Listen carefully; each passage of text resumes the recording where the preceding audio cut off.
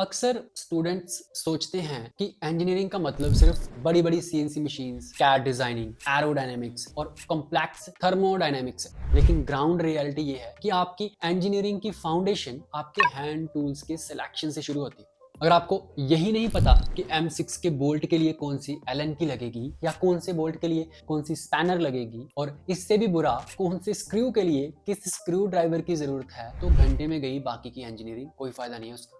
और इन्हीं सब हैंड टूल्स में एक छोटा सा छुपा रुस्तम टूल है जिसे कहते हैं प्लायर यानी कि प्लास। ये टूल दिखने में एक सस्ता सा नॉर्मल सा टूल लगता है, लेकिन अगर मौके पे ये ना मिले तो कभी चिमटे से काम चला रहे हैं, तो कभी दो लोहे के टुकड़े से काम चला रहे हैं, अगर ज्यादा ही बुरा है तो कभी कभी मुंह से काम चला रहे हैं। मार्केट में 20 से भी ज्यादा तरह के प्लायर्स मौजूद अलग अलग एप्लीकेशंस के लिए, और इसी से आप अंदाजा लगा सकते हो कि ये टूल कितना इंपॉर्टेंट है। प्लायर्स में भी कंपनी इनोवेशंस कर रही है, नए नए तरह के प्लायर्स लेके आ रही है। और आज इस वीडियो में हम इन्हीं प्लायर्स यानी प्लास के पीछे की डीप इंजीनियरिंग साइंस को डिकोड करेंगे। हम सिर्फ ये नहीं देखेंगे कि प्लायर दिखता कैसे है, हम समझेंगे कि उसे वैसे ही क्यों बनाया गया, उसमें कौन सा स्टील यूज होता है, क्यों अलग अलग तरह के प्लायर एग्जिस्ट करते हैं। हम बात करेंगे लीवरेज के फिजिक्स की, मटेरियल हार्डनेस की और उन बारीकियों की जो एक स्किल्ड टेक्नीशियन को मालूम होनी चाहिए। So be with me till the end of this video and let's start. Pliers को समझने के लिए हमें सबसे पहले 12th ग्रेड या फिर 10th ग्रेड की फिजिक्स के एक बेसिक कॉन्सेप्ट पर वापस जाना होगा, जिसका नाम है the lever. Plier essentially class 1 levers होते हैं। इस मैकेनिज्म में 3 मेन कंपोनेंट्स होते हैं, फुलक्रम यानी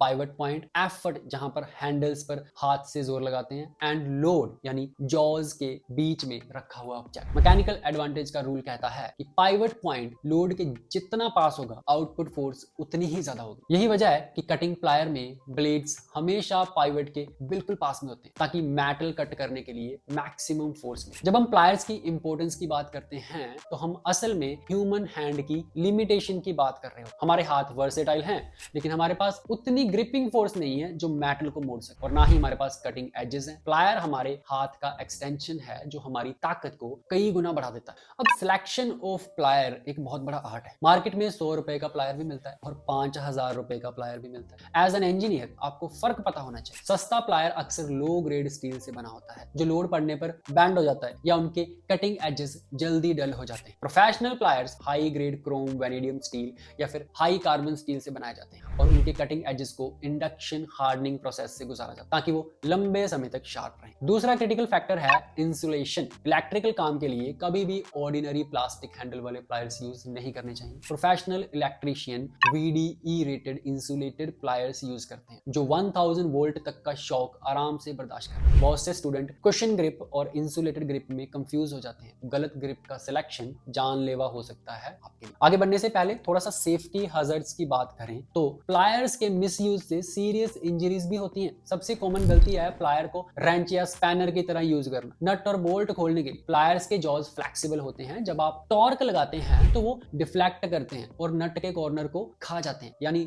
राउंड कर देते हैं। एक बार नट राउंड हो गया तो सही टूल भी काम नहीं करेगा, स्पैनर से भी नहीं खुलेगा फिर वो। दूसरी कॉमन गलती है प्लायर को हैमर की तरह यूज करना या हैंडल पर हैमर मारना ताकि वायर कट सके। ये टूल के पाइवट को तोड़ सकते हैं और मेटल के टुकड़े बुलेट की रफ्तार से उड़कर आपकी आंखों में लग सकते हैं। इसलिए rule number 1, right tool for the right job. अब हर प्लायर का एक स्पेसिफिक डिजाइन पर्पस है और आज हम mostly use 5 type of pliers के बारे में डिटेल में जानेंगे। अब सबसे पहले प्लायर्स की क्वालिटी समझने के लिए हमें प्रोफेशनल ग्रेड और कंज्यूमर ग्रेड के टूल का फर्क देखना। प्रोफेशनल ग्रेड प्लायर्स आमतौर पर क्रोम, वैनेडियम या फिर हाई कार्बन स्टील से बने होते हैं, जैसे मैंने आपको पहले भी बताया, जबकि सस्ते कंज्यूमर प्लायर्स माइल्ड स्टील या फिर लो कार्बन स्टील के होते हैं। इसका असर ये होता है कि अगर आप हार्ड वायर कट करते हैं तो सस्ते प्लायर के जॉज में गड्ढा पड़ सकता है। हार्डनेस की बात करें तो प्रोफेशनल टूल्स के कटिंग एज 60 to 64 HRC तक होते हैं, जो ड्यूरेबिलिटी के लिए काफी जरूरी है, जबकि सस्ते टूल की हार्डनेस 50 HRC से भी कम होती है। पाइवट जॉइंट में भी बहुत बड़ा अंतर होता है। अच्छे प्लायर्स हॉट रिवेटेड या फिर प्रिसीशन मशीन्ड होते हैं, जबकि सस्ते प्लायर में लूज रिवेट होती है जिससे जॉज मिसमैच होते हैं, मिसअलाइंड होते हैं और कटिंग क्लीन नहीं होती। सेफ्टी के नजरिए से देखें तो प्रोफेशनल हैंडल्स VDE सर्टिफाइड होते हैं जो हाई वोल्टेज शॉक से बचाते हैं, जबकि सस्ते प्लायर में सिर्फ विनाइल डिप्ड या फिर हार्ड प्लास्टिक हैंडल्स होते हैं जो लाइव इलेक्ट्रिसिटी पर काम करने के लिए बिल्कुल सेफ नहीं। और आज हम एक एक करके इन mostly used 7 types of pliers को समझेंगे। तो नंबर 1 पे हम जिस प्लायर की बात करने वाले हैं उसका नाम है कॉम्बिनेशन प्लायर। ये वो टूल है जो शायद दुनिया के हर टूल बॉक्स में सबसे पहले आता है। इसे कॉम्बिनेशन इसलिए कहा जाता है क्योंकि ये एक ही टूल में 3 अलग अलग फंक्शंस को कंबाइन करता है, gripping, bending and cutting. Historical context में देखें तो इसे लाइनमैन प्लायर भी कहा जाता है क्योंकि शुरुआती दौर में इलेक्ट्रिकल लाइनमैन इसे हैवी टेलीग्राफ और पावर लाइंस को ट्विस्ट और कट करने के लिए यूज करते थे। कॉम्बिनेशन प्लायर के जॉज को अगर आप ध्यान से ऑब्जर्व करें तो उसमें 3 डिस्टिंक्ट जोन होते हैं। पहला द टिप, जहां जॉज का सबसे आगे वाला हिस्सा फ्लैट होता है और उस पर सिरेशन यानी कि दांत बने होते हैं जो फ्रिक्शन प्रोवाइड करते हैं ताकि आप फ्लैट मेटल शीट या फिर वायर्स को पकड़ सके और ट्विस्ट कर सके। दूसरा हिस्सा द पाइप ग्रिप, जो फ्लैट हिस्से के पीछे एक ओवल शेप का सिरेटेड कटआउट होता है। इसे सिलेंड्रिकल ऑब्जेक्ट जैसे पाइप रोड या फिर मोटी केबल्स को पकड़ने के लिए डिजाइन किया गया है। तीसरा हिस्सा द साइड कटर, जहां पाइवट के बिल्कुल पास शार्प कटिंग ब्लेड होते हैं। फिजिक्स के हिसाब से पाइवट के पास होने के कारण यहाँ सबसे ज्यादा लीवरेज मिलता है जो कॉपर, एल्यूमिनियम और स्टील वायर्स को काटने में काफी मदद करता है।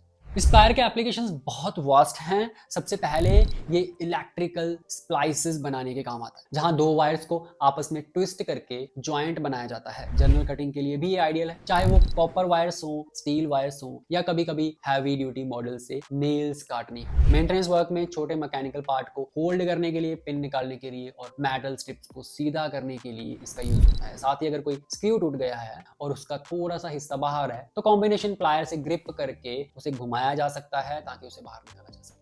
अब इंजीनियर में हर जगह ताकत की जरूरत नहीं होती, कई बार प्रिसीशन और रीच ज्यादा इंपॉर्टेंट होती है। यहाँ एंट्री होती है लॉन्ग नोज प्लायर, जिन्हें नीडल नोज प्लायर भी कहा जाता है। इनका एवोल्यूशन इलेक्ट्रॉनिक्स और इंट्रिकेट मैकेनिकल असेंबलीज की बढ़ती कंप्लेक्सिटी के साथ। इनके जॉज लंबे, पतले और टेपर्ड होते हैं जो एक पॉइंट पर मिलते हैं। इस ज्योमेट्री का मकसद है तंग जगहों तक पहुंचना जहां इंसान की उंगलियां या मोटे कॉम्बिनेशन प्लायर नहीं जा सकते। इनमें भी अक्सर पाइवट के आसपास एक वायर कटर दिया जाता है। स्टैंडर्ड नोज प्लायर्स के अलावा स्नाइप नोज वेरिएशंस भी आते हैं जो और भी पतले होते हैं। वैसे इनमें लीवरेज का हिसाब किताब थोड़ा कम रहता है, इसलिए इनका मेन पर्पस क्रशिंग फोर्स नहीं बल्कि प्रिसाइज मैनिपुलेशन है। इनके जॉज पर फाइन सिरेशन होती जो छोटे कंपोनेंट्स को सिक्योरली होल्ड करती है। तो सबसे ज्यादा यूज इलेक्ट्रॉनिक्स में होता है, जहां पे सर्किट बोर्ड पर कैपेसिटर्स, रेजिस्टर्स और जंपर्स को रिप्लेस करने का या फिर निकालने का काम हो रहा है। वायर लूप फॉर्मिंग के लिए यानी स्क्रू टर्मिनल्स पर वायर लगाने से पहले वायर को यू शेप या फिर लूप में मोड़ने के लिए भी ये बेस्ट टूल है। डीप एक्सेस टास्क में, जैसे मशीन के अंदर किसी डीप रेस में गिरे हुए वॉशर या फिर नट को निकालने के लिए ये बहुत काम आता है। ज्वेलरी मेकिंग में भी छोटे रिंग्स और वायर्स को शेप देने के लिए भी इसका काफी यूज होता है। फिर आता है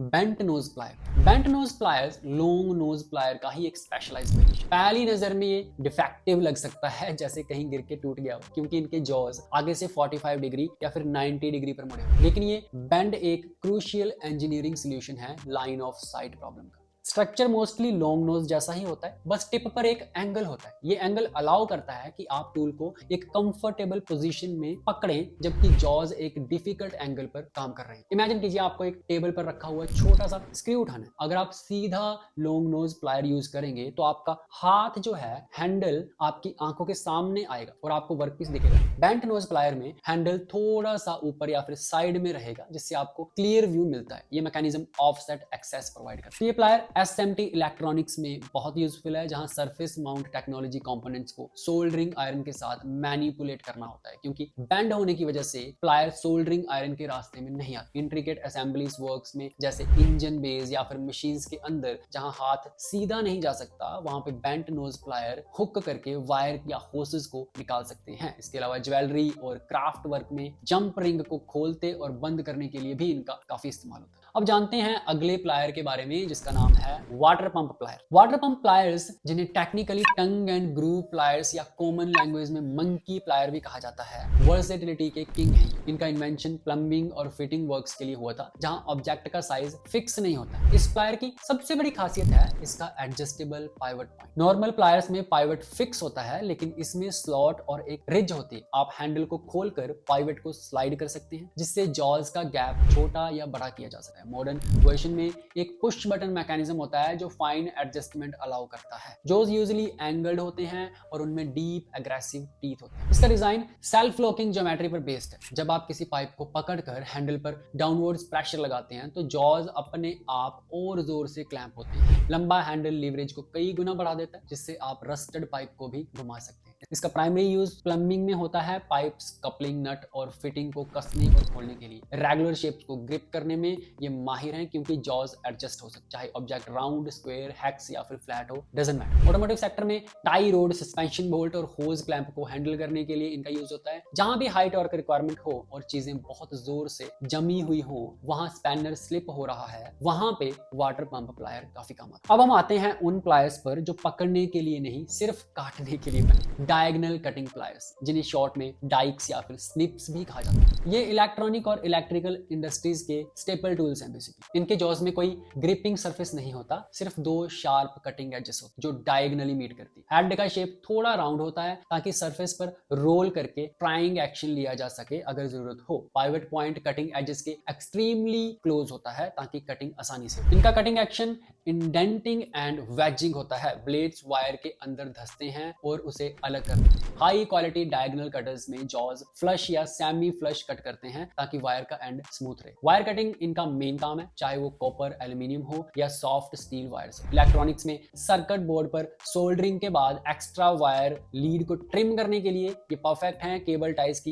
एक्स्ट्रा टेल को फ्लश कट करने के लिए भी इनका यूज होता है ताकि किसी को चोट ना लगे। इवन स्किल्ड इलेक्ट्रीशियन इनसे वायर इंसुलेशन भी स्ट्रिप कर सकते हैं, हालांकि बिगिनर्स के लिए ये थोड़ा सा रिकमेंडेड। अब जानते हैं अगले प्लायर के बारे में जो है and cutting plier. Diagonal cutter side से काटते हैं लेकिन एंड कटर प्लायर आगे यानी फ्रंट से काटते हैं। इनका डिजाइन बुलडॉग जैसा होता है। शॉर्ट वाइड जॉज को परपेंडिकुलर डायरेक्शन में बाइट करते हैं। इनके ब्लेड्स जॉज के टिप पर फेस करते हैं। हैंडल्स लंबे होते हैं और जॉज बहुत छोटे। ये रेशो इन्हें इमेंस कटिंग पावर देता है। इनका मेन एडवांटेज है कि ये किसी भी सरफेस के बिल्कुल फ्लश कट कर सकते हैं जहां साइड कटर का एंगल काम नहीं करता। नेल पुलिंग में भी ये बहुत काम आते हैं। कारपेंट्री में अगर कोई कील गलत लग गई है तो एंड कटर से नेल के हेड को ग्रिप करके और टूल को रोल करके नेल को स्मूथली निकाला जा सकता है। फ्लश कटिंग टास्क में जैसे रिवेट, वायर्स या नेल्स को सरफेस के बराबर काटने के लिए ये काफी आइडियल है। कंक्रीट वर्क में भी इनका बड़ा version tower pincer construction side पर स्टील मैश करने वाला या फिर वायर को ट्विस्ट और कट करने के लिए काफी यूज होता है।